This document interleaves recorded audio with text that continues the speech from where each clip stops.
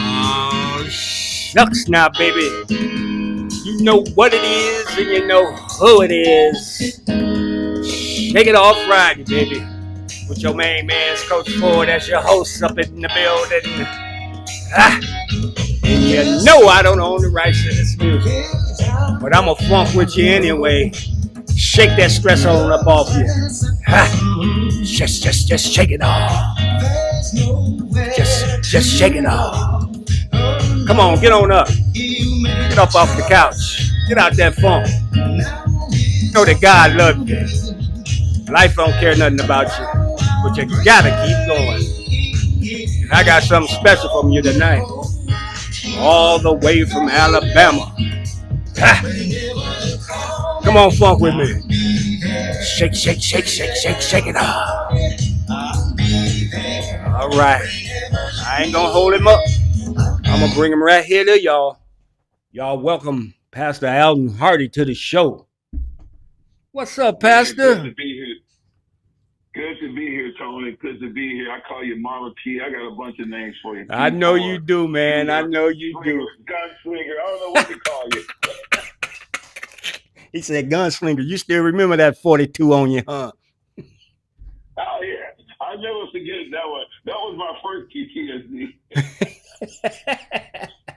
Well, hey, man, I appreciate you coming on to the show, man. I want you to just speak to the people and tell them your experience, man, of when you first was traumatized. And, you know, you go ahead and take over, man. The show is yours, so.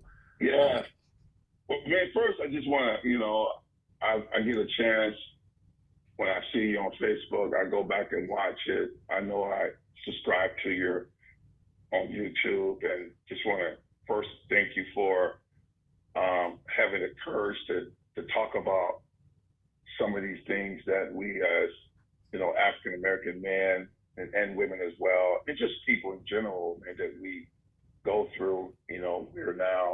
We're generational X, and so we're all from our generation. We're in that what they call that fourth quarter of life, and so we got perspective, we got hindsight, and I always talk about just being a pastor, having always been a pastor, but just one of the things of just having hindsight. Hindsight gives you two perspectives. It gives you brokenness of heart because you're able to see the things that were not according to the blueprint.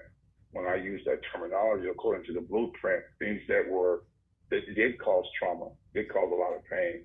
If I would have known what I know now, I would have done a lot of things different, or would have avoided certain situations that did cause me trauma in my life. Some of the trauma was caused not by my own hand, but just because just life in general. And then the second thing you get from wisdom, hindsight from our lives, you're able to see with new glasses on. It's like, man, if I could go back and be 14 years old again at Union High School, 15 years old, what would Alton Hardy do differently now? Or what would some would call me Louisville? What would I do differently? How would I respond to certain things? And so when you sent me the questions, I just dive into the first one, which I thought was kind of interesting because, just writing the book, some of us, depends on where you were born, whether you had a mom and a dad in the house, whether your mom and dad were, in my worldview, Christians, raising you up in a way that really trying to point you to a greater reality that's beyond the world or the natural reality that we all live in. But as a Christian, we believe that there is a greater reality that's more real than the natural reality. It's called a spiritual reality. Right. Excuse me. And so when I read the first question, when did I first experience trauma? To totally be honest with you, Tony, I didn't. When you're living in a certain situation, and I see this a lot just in the ministry that I do, I work in an inner city environment. A lot of the times you don't even know that it's trauma. You think that's normal. Right. Like we think, I run into a lot of people who experience sexual abuse, it's so regularly happening to them in their situations with uncles, friends, multiple boyfriends, or whatever you want to call it, boys and girls now. They think that's normal. I said, you need to go get comfortable. Oh, no, I'm good. No, you're not. I'm looking at you. I'm looking at your behavior. I'm looking at your lifestyle. Right. You know, this this is impacting you, but they see it as, well, there's nothing wrong with it. I was 15, I was 8, or I was 5. Now I'm 25. What happened to me at 5 has to do with me being at 25. So I bring it back to my life. A lot of what I grew up with, I had nothing to compare it with. So what some would say is would be traumatizing to me, I didn't see it at the time. It was not until I got married the first time, and you knew me when I first got married, Right. and I saw how broken I was, because when you're trying to work out marriage will showcase the deficits in your life, Yes. whatever they are. Right. Right. No doubt. Yeah, you can't hide it. Right. And it was not until I was in my 23 years old, married for the first time, now father, which I was not, had been father myself, is when I started to really see and understand of all of the PTSD that I had grown up with, the trauma, and just I started to reflect on my life and just how I had just grown up as an adult, a black male in the inner city of Grand Rapids and somewhat in Louisville, Kentucky, with very little fathering, and except for the Clancy Carlisle, the Elmos, and you name it, and just the homies in the neighborhood. Other than that, I didn't have a whole lot. And it was in that moment when I realized, man, that I just basically have been self-taught. Everything that I had learned it by some other means other than getting it from my mom and my dad, who I believe that God puts as the first people to kind of lay out the way life should go. And because of circumstances of poverty, divorce, being in the deep South, I didn't realize how traumatized I had been. Just all of my stuttering and all the where was it coming from. And so I think even as I got married, a lot of my traumas happened way before I was even born with my mom and my dad. There was a lot of physical abuse. I believe there was also some sexual abuse in my life. I just can't conjure it up, and God hasn't allowed me to. And so a lot of that was what was behind my stuttering, behind my afraid of everything, and just where's this coming from. I was constantly aware of it. Even when I played basketball, it was just there nonstop, but I never knew where it came from. Right. And now that I'm older, I'm able to read. I was able to see, well, based on what your mom is doing, your dad is doing when you're in the womb, that stuff has an impact on us. Right. It has an impact on your kids in your womb. So I was like 23, 24 before I started to realize that a lot of the things that I would have considered to be okay and normalized, now I'm 23, 24, I realized that was not normal. Things that I saw in my own home, that was not normal. Because now I had the ability to compare those things, and I was around a lot more people now, and I started to realize, even just give you an example, I tell this to anyone growing up without a dad. What we see in our community is normalized, but that's not normal. Right. You're supposed to be raised by your father who brought you here, who you look like, who you walk like, and you talk like.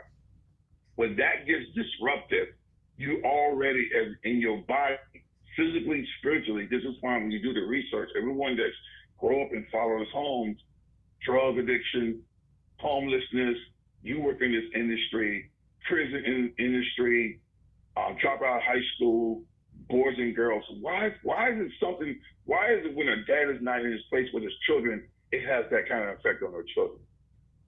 Right. I grew up like that. So that's when I started to realize I had been traumatized. I grew up with no dad at all. No conversation. I look like him. I walk like him. I talk like him, but I don't know him. Right. And see, I was And fortunate. I was fortunate enough to have my dad as I was coming up. But this is about you, so you go ahead and finish. So in that was when that was the first trauma that was really overt and just became kind of the tagline of the storyline of my life, man. Okay. The fatherless trauma that was in my heart, which I would say up until I met Jesus was the biggest pain in my life. Right. And so if you read the book, Longest Away, that's the story that I'm really telling. Mm-hmm. And that's the story that I see playing out in a lot of young people's lives and that I'm pastoring in the role that I'm in now. So that's why when I speak about this subject matter, a lot of people really, really relate to it and say, man, you're really transparent about this. I say, man, the good and the bad about this, I didn't write this story. I'm just telling you my story. If it hits, it hits. But I was messed up, man. Could nothing feel that pain. Right, but you know Sex, you couldn't drugs, tell. alcohol. You couldn't tell, man, because we used to hang like wet clothes, and you couldn't tell. We was just having fun. But we're gonna move on to Yeah. the next question. What did Yeah. you do? So second. What are you currently doing to heal? So yeah. So in my journey towards healing with this trauma, I became a reader. Not just the Bible, but also I just started reading what some would say now. You go to the bookstore, books on inner reflections, they call them inner healing books. And because I needed to know just how to begin to address this trauma in my life and this that I had experienced. And so I started reading a lot of books on manhood. What is a man? What does a man do? Mm-hmm. Because you can be in the hood, man, you get asked everybody what a man is, man, you get 100 different questions. It can't be that complicated. Right. You know what I'm saying? Ain't that the truth? So I started to read a lot of books, and I have an extensive library even to this day, probably in the 10,000s of books now, and that's not including the Kindle and everything else. But my wife said I have too many books. But so I started reading a lot of books on inner healing, masculinity, overcoming trauma, childhood trauma, all kinds of stuff, childhood brokenness. Mm-hmm. So that's where, and then adding the word of God to it in a prayer life, and then a prayer life that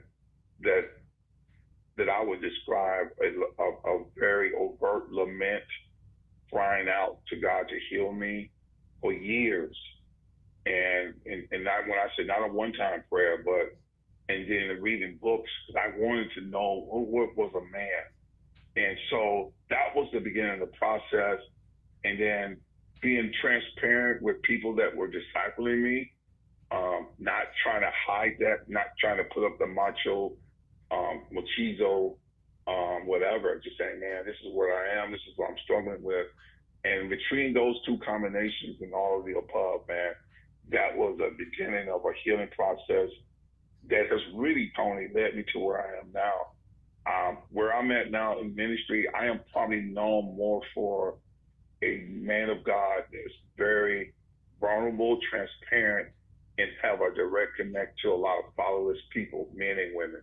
They flock to me because they can hear when I'm preaching or teaching that I'm not coming out of book knowledge, but I'm also coming out of experiential knowledge, and therefore I'm pointing to a real healing and savior or whatever, and they can just tell. So that's really how my story began. And so I read a lot of books, faith, did do a lot of journaling, did do a lot of that. I don't know, you got here setting boundaries. That took a lot more. There was a guy by the name of Henry Cloud called Boundaries book, and still haven't figured that one out yet.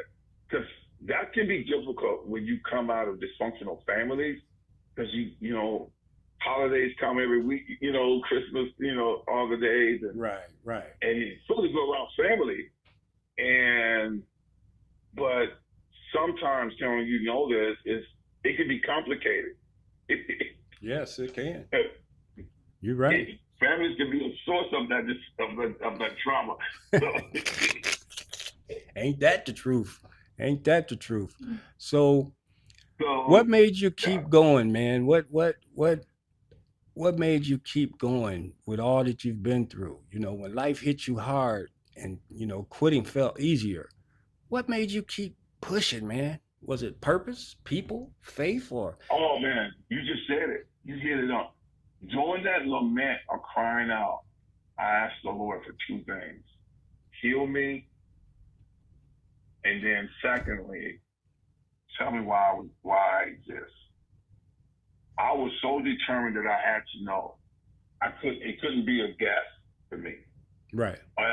Because I was suicidal. Y'all, I used to know this, but I think you must know if he's listening to this, like Bobby Joe Springer. I was, I was, man, in the early stages of my marriage, I was getting up out of here. That's how broken I was. The alcohol couldn't even get to me no more. I was drunk in the morning, drunk in the evening. You remember me? Right, right, right. So, and I had just where alcohol didn't even stop. It didn't salve my brokenness, my pain. So I needed to know why I existed, T. Right. And I just couldn't. It couldn't be a guess for me no more.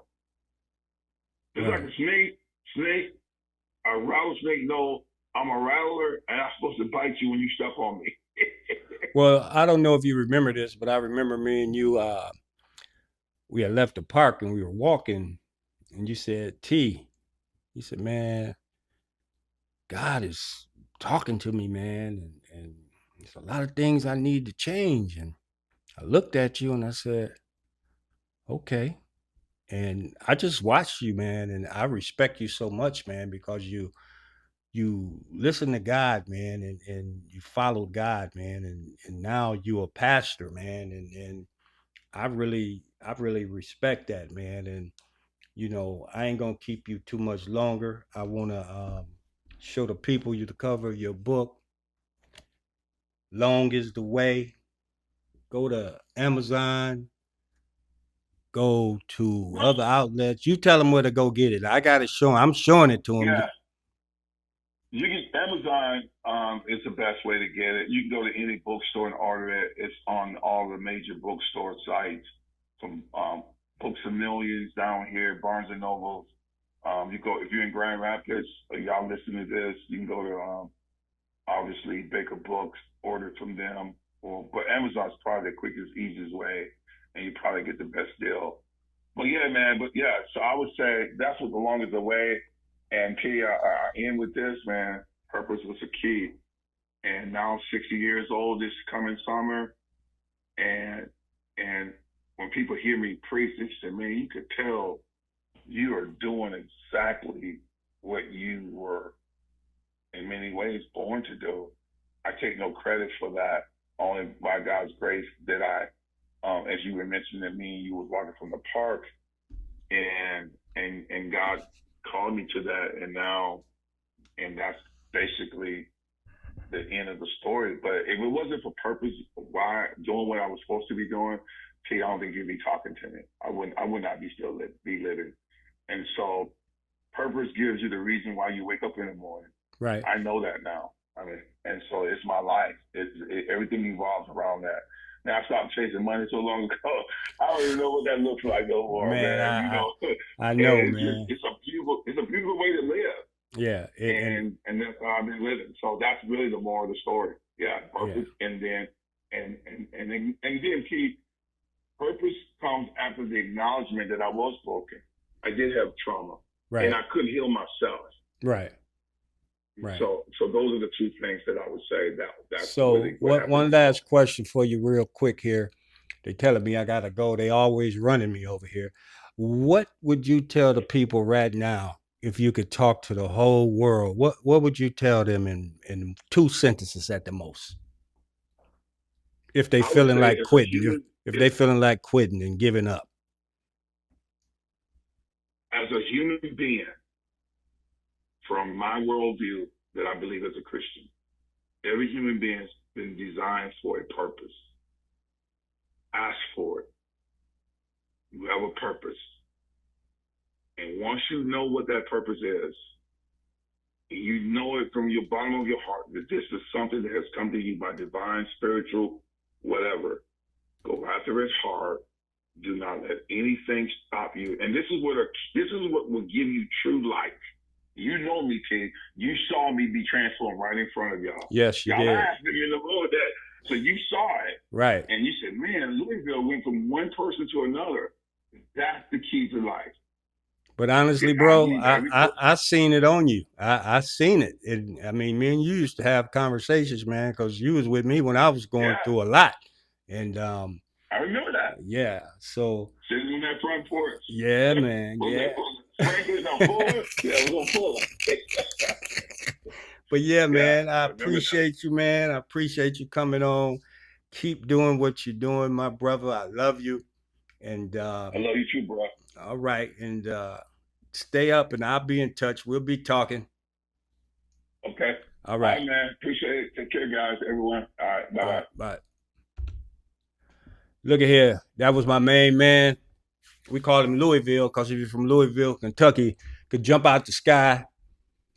He a pastor now, man. And me watching this guy get to where he is now, that was motivation for me as well. But look at here. You know I'm going to take you out the way I brought you in. And I ain't going to play with you too much longer. Come on, funk with me.